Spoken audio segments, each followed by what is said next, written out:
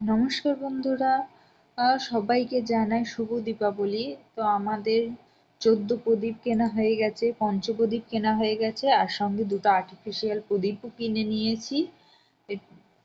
তো এইগুলো সব খুলে ধুয়ে টুয়ে আমার মেয়ে এখন সব প্রদীপগুলো জ্বালাচ্ছে, জ্বালিয়ে এই যে সাজাবে, সাজিয়ে চারিদিকে দেবে আমার মেয়ে আর ছেলে দুজনা। তারপরে ওদের দুজনাকে তারাবাজি সমস্ত কিছু পটকা কিনে টিনে দিয়ে আমি আর আমার বর বেরিয়ে পড়লাম একটু ঠাকুর দেখতে। ছেলে মেয়েদের নিয়ে পরে বেরোবো। তো আমাদের কৃষ্ণনগরে মাত্র হাতে গোনা 5-6টা মানে কালী ঠাকুর খুব ভালো ভালো হয়, চারিদিকে মেলা টেলা বসে, তো অল্প কটাই দেখেছি, বেশি খুব একটা দেখিনি। তো এই যে এটা খুব কৃষ্ণনগরে নাম করেছে, মোগলাপাড়ার ঠাকুর।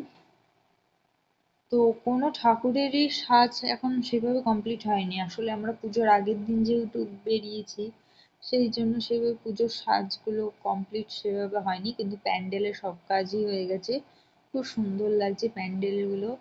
আর আমার সব থেকে বেশি ভাল লাগে প্যান্ডেলের মধ্যে এই যে এই ঝাড়বাতি আর এই যে দৃশ্যগুলো আর কি, অ্যালবাম। তো ভেতরে ঢুকে যাচ্ছি, পুজোর আগের দিন থেকে দেখেন কিরকম ভিড় হয়েছে প্যান্ডেল দেখার জন্য। তো সেই ভিড় ঠেলতে ঠেলতে এখন আমরা ঠাকুরের কাছে পৌঁছেছি। আর সত্যি কথা বলতে কি, মানে এই ভিড়ের মধ্যে না ভালো করে ভিডিও বা ফটো কিচ্ছু তোলা যায় না, প্যান্ডেলের ভেতরে বেশিক্ষণ থাকতেও দিচ্ছে না, ঢোকার সঙ্গে সঙ্গে বেরিয়ে যেতে বলছে, যার জন্য ভিডিও ফটো কিচ্ছুই ভালো করে তুলতে পারিনি।